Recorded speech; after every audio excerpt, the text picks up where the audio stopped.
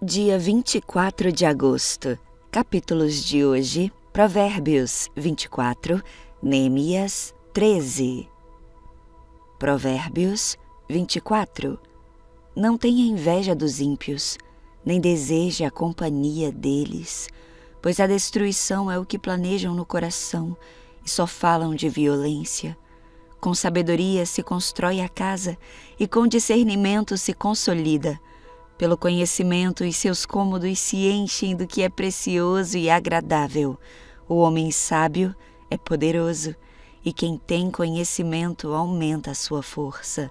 Quem sai à guerra precisa de orientação, e com muitos conselheiros se obtém a vitória. A sabedoria é elevada demais para o insensato. Ele não sabe o que dizer nas assembleias. Quem maquina o mal será conhecido como criador de intrigas. A intriga do insensato é pecado, e o zombador é detestado pelos homens. Se você vacila no dia da dificuldade, como será limitada a sua força? Liberte os que estão sendo levados para a morte.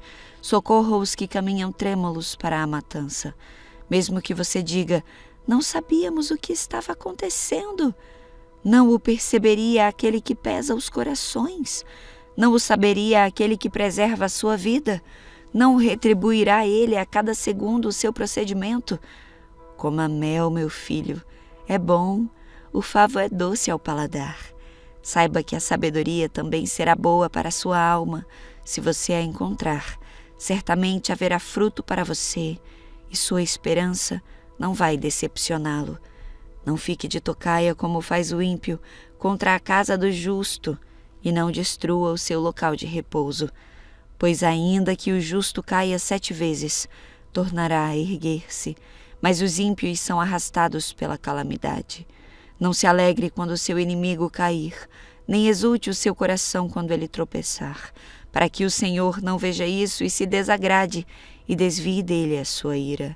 Não se aborreça por causa dos maus, nem tenha inveja dos ímpios, pois não há futuro para o mal, e a lâmpada dos ímpios se apagará.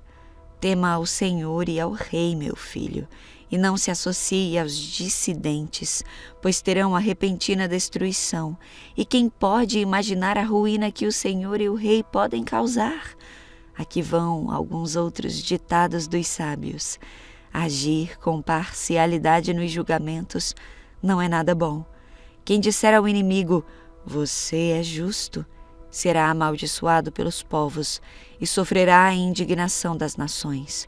Mas os que condenam o culpado terão vida agradável, receberão grandes bênçãos.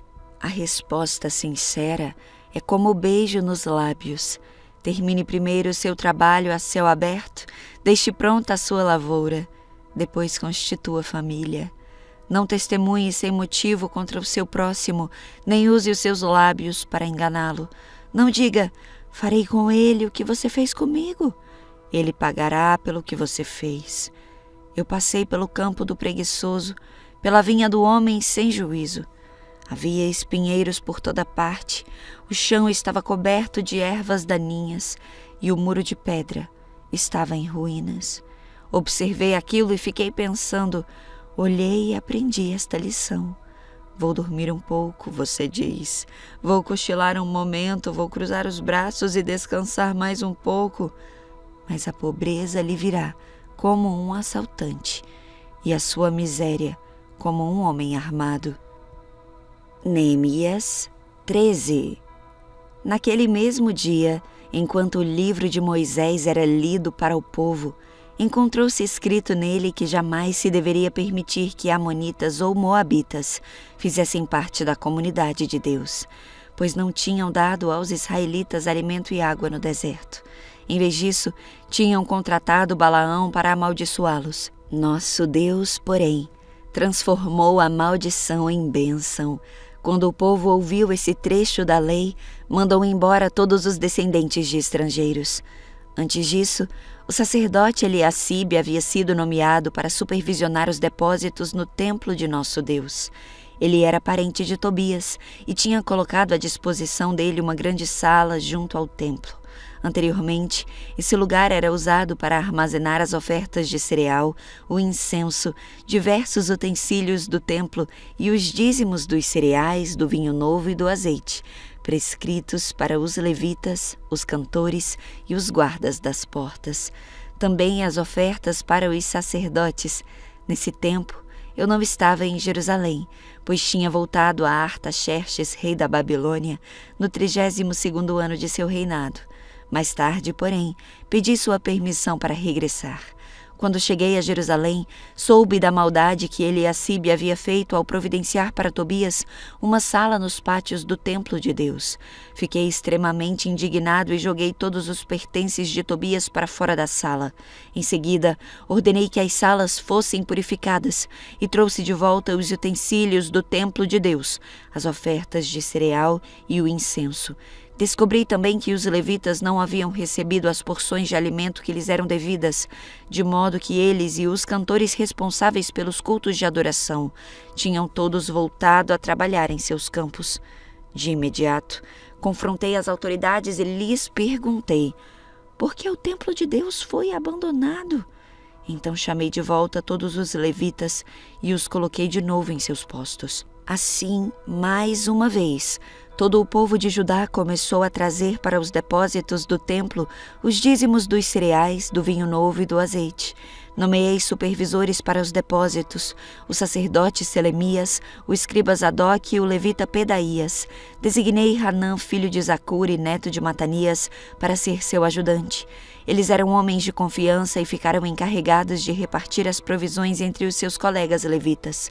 Lembra-te desta obra, ó meu Deus, e não te esqueças de tudo que tenho feito com fidelidade pelo templo de meu Deus e pelo culto ali prestado. Naqueles dias, vi homens de Judá trabalhando nas prensas de uvas no sábado. Também ajuntavam cereais que colocavam sobre jumentos e traziam vinho, uvas, figos e produtos de toda espécie a Jerusalém para vendê-los no sábado. Então os repreendi por venderem seus produtos nesse dia.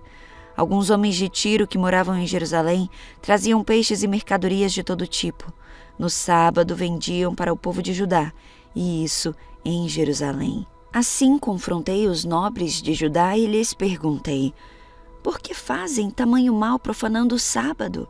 Acaso nossos antepassados não cometeram o mesmo erro, fazendo nosso Deus trazer toda esta desgraça sobre nós e sobre nossa cidade?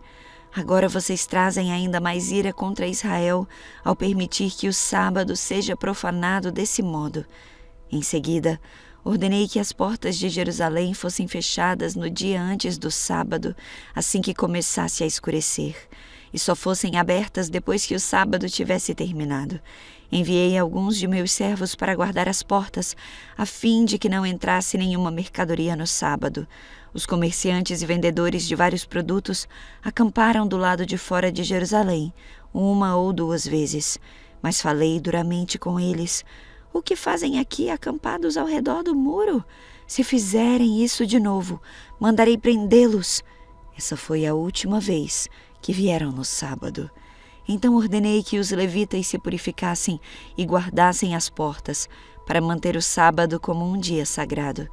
Lembra-te também desta boa obra, ó meu Deus, tem compaixão de mim de acordo com o teu grande amor leal. Nessa mesma época, vi que alguns homens de Judá haviam se casado com mulheres de Asdod, de Amon e de Moabe. Além disso, a metade de seus filhos falava a língua de Asdod ou de algum outro povo, mas não sabia falar a língua de Judá. Por isso, confrontei esses homens e invoquei maldições sobre eles. Bati em alguns deles e arranquei seus cabelos. Também os fiz jurar em nome de Deus que não permitiriam que suas filhas se casassem com os filhos dos povos da terra, nem que as filhas deles se casassem com seus filhos ou com eles mesmos. Não foi exatamente isso que levou Salomão, rei de Israel, a pecar? Perguntei-lhes. Não havia nenhum rei igual a ele entre as nações, e Deus o amou e o fez sobre todo Israel. Até mesmo ele, porém, foi levado a pecar por suas esposas estrangeiras. Como puderam, ao menos, pensar em cometer essa grande maldade e serem fiéis a Deus casando com mulheres estrangeiras? Um dos filhos de Joiada, filho do sumo sacerdote Eliacibe, havia se casado com uma filha de Sambalate, o Horonita. Por isso o expulsei de minha presença. Lembra-te deles, ó meu Deus, pois profanaram o sacerdócio e a aliança dos sacerdotes e dos levitas.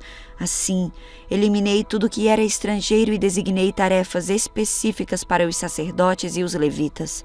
Também me certifiquei de que a provisão de lenha para o altar e os primeiros frutos da colheita fossem trazidos nas datas estabelecidas. Lembra-te disso em meu favor, ó meu Deus.